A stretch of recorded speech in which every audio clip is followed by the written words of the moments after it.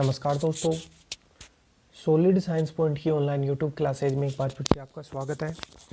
दोस्तों, हम BSc part 3 पढ़ रहे हैं जिसमें अपना कॉम्प्लेक्स एनालिसिस चल रहा है और कॉम्प्लेक्स एनालिसिस के अंदर यूनिट नंबर सेकंड चल रहा है और ये अंतिम कड़ी है यूनिट नंबर सेकंड की, जिसके अंदर अपन 7वां चैप्टर पढ़ चुके हैं और जो 8वां चैप्टर है उसमें मोरेरा प्रमेय अपन ने पढ़ी, कोशी समाकल सूत्र पढ़ा, एनवी डेरिवेटिव का जो फॉर्मूला है वो पढ़ा, बहुत सारे क्वेश्चंस भी अपन ने देखे। इसी कड़ी को अपन आगे बढ़ाते हुए क्वेश्चन के बारे में डिस्कस करते हैं। तो क्वेश्चन सबसे पहले आप देखना,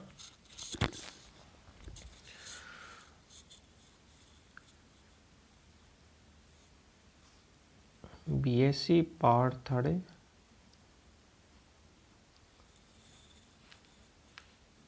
complex analysis.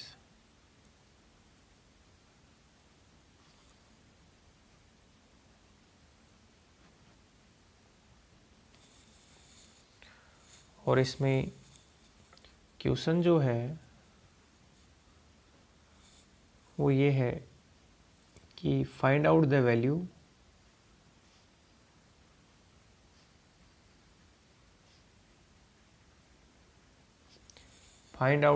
Of the integration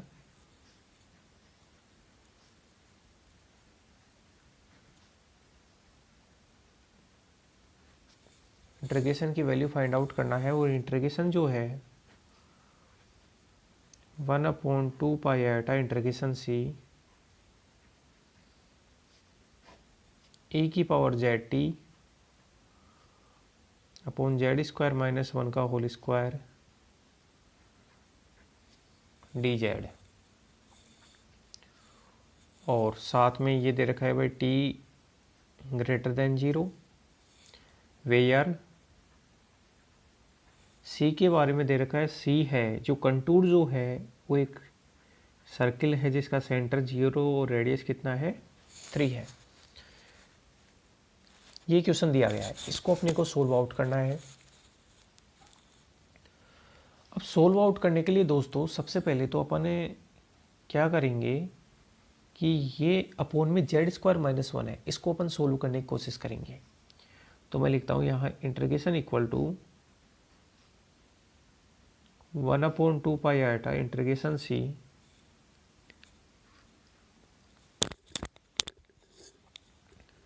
ई की पावर जेड टी। क्या इसको z+1 z-1 लिखा जा सकता है ना? इस हिसाब से ये बनेगा z+1 का स्क्वायर z-1 का स्क्वायर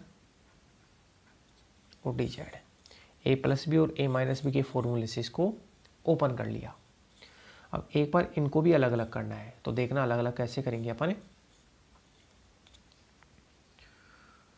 क्योंकि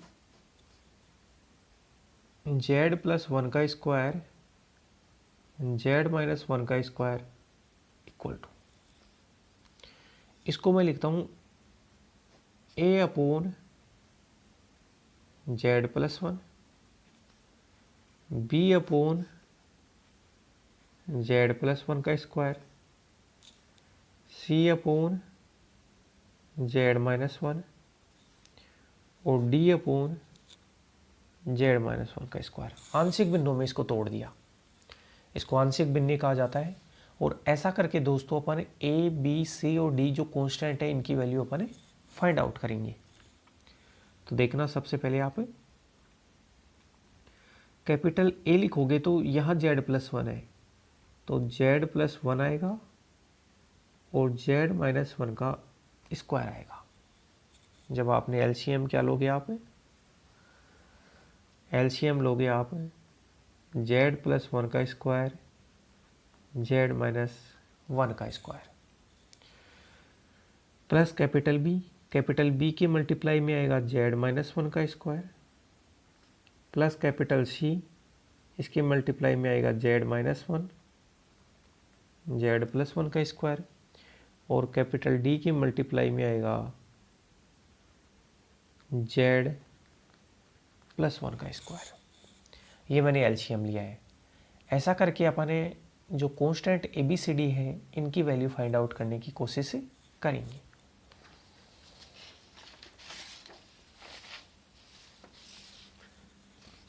ठीक है दोस्तों, यहाँ से अपन आगे बढ़ते हैं। देखो सबसे पहले जैसे अपन वैल्यू निकालते हैं ए की, तो ए की वैल्यू क्या कैसे आएगा?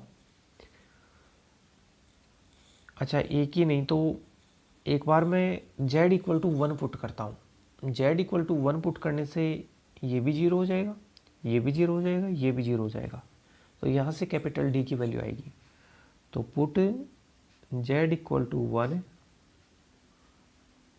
देन z इक्वल टू 1 अगर आप पुट करते हो तो ये तीनों समाप्त हो गए। यहाँ पे बचा d 1 प्लस 1 का स्क्वायर इक्वल टू, इससे कैंसिल आउट हो गया और बराबर में कितना है 1।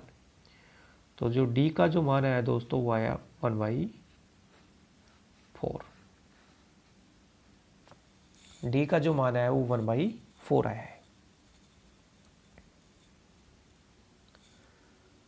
अब इसके बाद में अपने को जो वैल्यू निकालनी है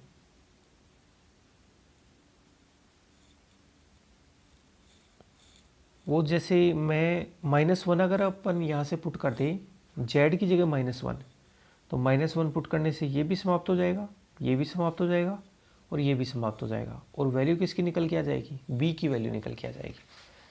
देखना एक बार,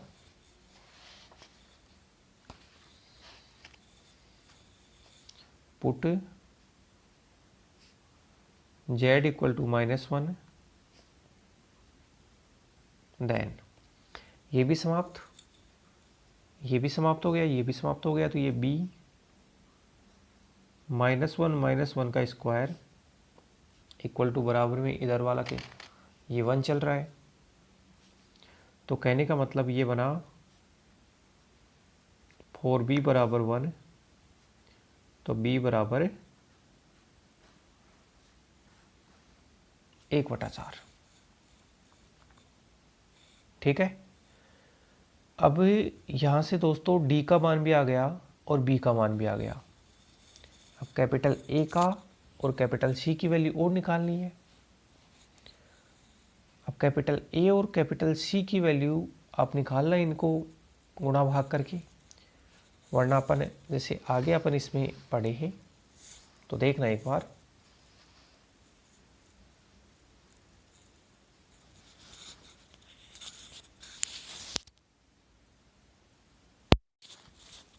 तो यहाँ से कैपिटल D और कैपिटल B की वैल्यू आ गई है। अब दोस्तों अपन क्या करेंगे कि A और C की वैल्यू और चाहिए, तो मैं ये करता हूँ कि जैसे z³ के कोफिशिएंटों की तुलना करता हूँ। भाई इसको इससे गुणा करेंगे तो z³ बनेगा और एक z³ यहाँ बनेगा, या तो z² बन सकता है और यहाँ भी z² की टर्म आएगी, यहाँ भी z² की टर्म आएगी। तो z³ के कोफिशिएंटों की तुलना करेंगे तो a और a प्लस सी, और इधर z³ का कोई कोफिशिएंट नहीं है क्योंकि 1 बचा हुआ है, तो a प्लस सी का मान कितना हो जाएगा? 0। तो मैं लिखता हूँ यहाँ बोथ साइड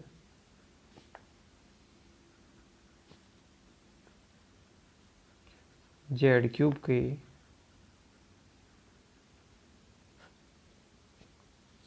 गुणांकों की तुलना करने पर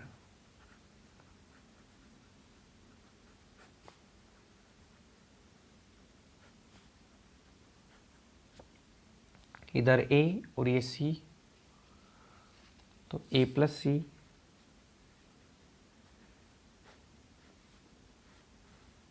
बराबर 0, ये इक्वेशन आया। और एक काम और करता हूँ मैं कि अपन z बराबर 0 पुट कर देते हैं, मान लो। तो z बराबर 0 पुट करूँगा तो ये 1 हो गया, ये भी 1, ये भी 1, ये भी 1। तो पुट z बराबर 0, then a plus b plus c plus d, इस पूरे का मान किसके बराबर आया? 1 के बराबर। z बराबर 0 पुट कर दिया तो इसका मान तो ABCD हो गया और ये 1 के बराबर। अब दोस्तों ऐसा करके मैं a और c की वैल्यू निकालूंगा। तो एक बार देखना आप, यहाँ से b प्लस d होता है वो 1/2 है, इन दोनों को ऐड करोगे 1/2 आएगा। तो a प्लस सी और बी और डी का सम है वो 1/2 है बराबर 1/2 बराबर 1। तो कहने का मतलब a प्लस सी बराबर हो गया हाफ। अब यहाँ से इन दोनों को सोल्व करता हूँ। a प्लस सी बराबर 0, यहाँ से अच्छा कोफिशिएंटों की तुलना कर लिया तो a प्लस सी 0 और b और d को जोड़ा तो हाफ, तो a प्लस सी बराबर हाफ। यार ये तो थोड़ा प्रॉब्लम वाली बात हो गई भाई। जेड क्यूब का कोफिशिएंट की मैं तुलना किया था, तो जेड क्यूब का कोफिशिएंट a प्लस सी और अच्छा, और इधर जेड क्यूब का कोफिशिएंट था नहीं, तो जेड क्यूब का कोफिशिएंट तो 0।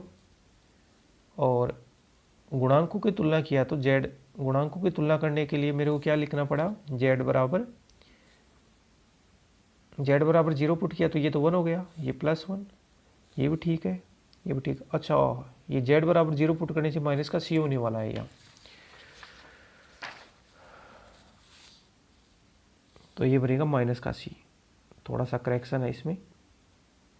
तो कहने का मतलब a माइनस सी का जो मान हुआ वो कितना हुआ, हाफ।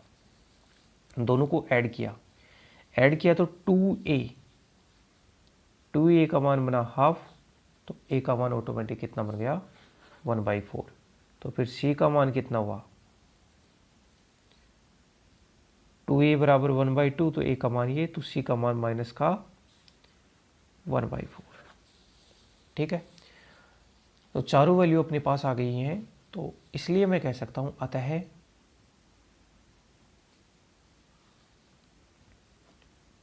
1/z+1 का स्क्वायर z-1 का स्क्वायर, इसकी वैल्यू थी a/z+1, तो a का मान 1/4 z+1, b 1/4 z+1 का square, plus c -1/4 z-1, plus d का मान 1/4 z-1 का स्क्वायर। ये पूरा मैंने बता दिया। और यही काम सबसे कॉम्प्लिकेटेड काम था इस क्वेश्चन में, आंशिक भिन्नों में तोड़ने वाला काम। चलो अपन अगली स्लाइड में चलते हैं फिर।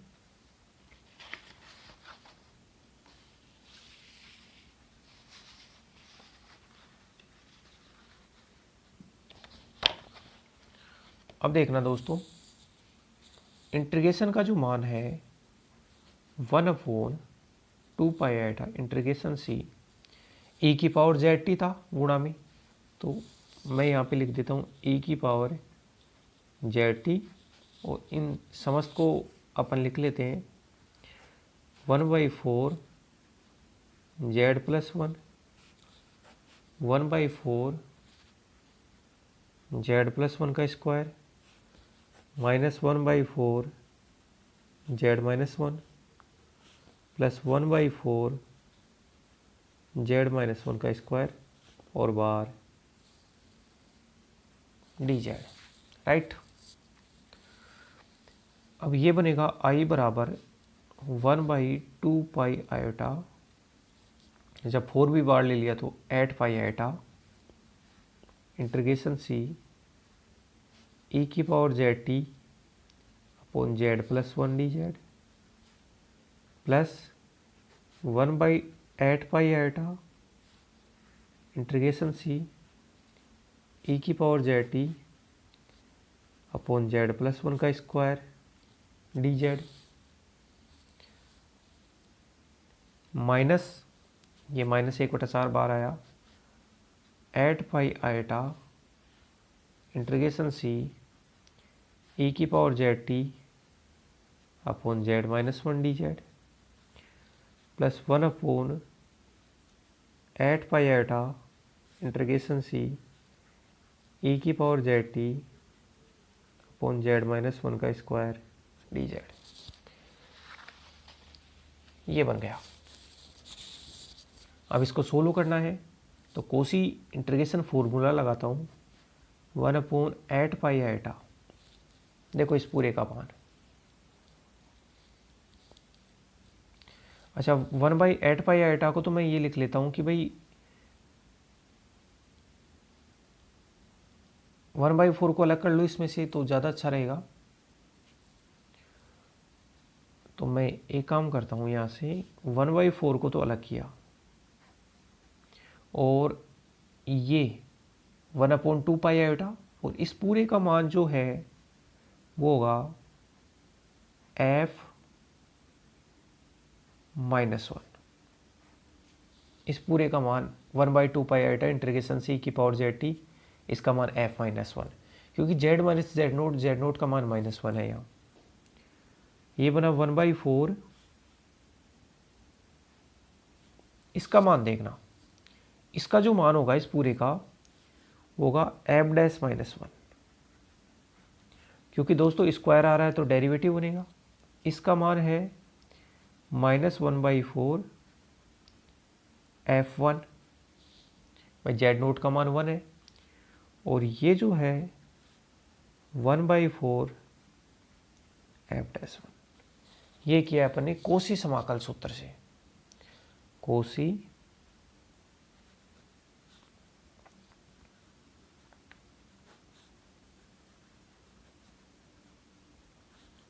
इंटीग्रेशन फॉर्मूले से। अब अपने को दोस्तों fz बराबर दिया है, fz बराबर दिया है e⁻z_t, राइट, और f'(z) बराबर बनेगा t e⁻z_t। तो एक काम करते हैं, इंटीग्रेशन जो बनने वाला है 1/4 f-1, कहने का मतलब z की जगह -1 रखो तो e⁻t प्लस 1/4, इसका डेरिवेटिव करके z की जगह -1 रखो t e⁻t, ये -1/4 यहाँ 1 रखो तो e⁻t, और ये है 1/4 t e⁻t। ओके,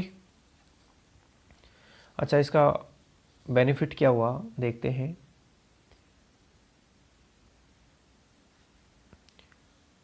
पहले तो इन दोनों को देखते हैं, इस वाले टर्म को और इस वाले टर्म को। 1/4 t बार आ गया तो e⁻t प्लस e⁻t, और इसमें भी 1/4 e⁻t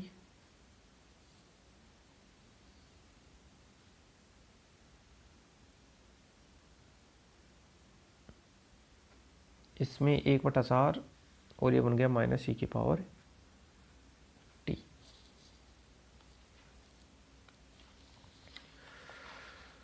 अब देखो दोस्तों ये बनेगा, अच्छा कुछ कैंसिल आउट हो रहा है क्या यहाँ से?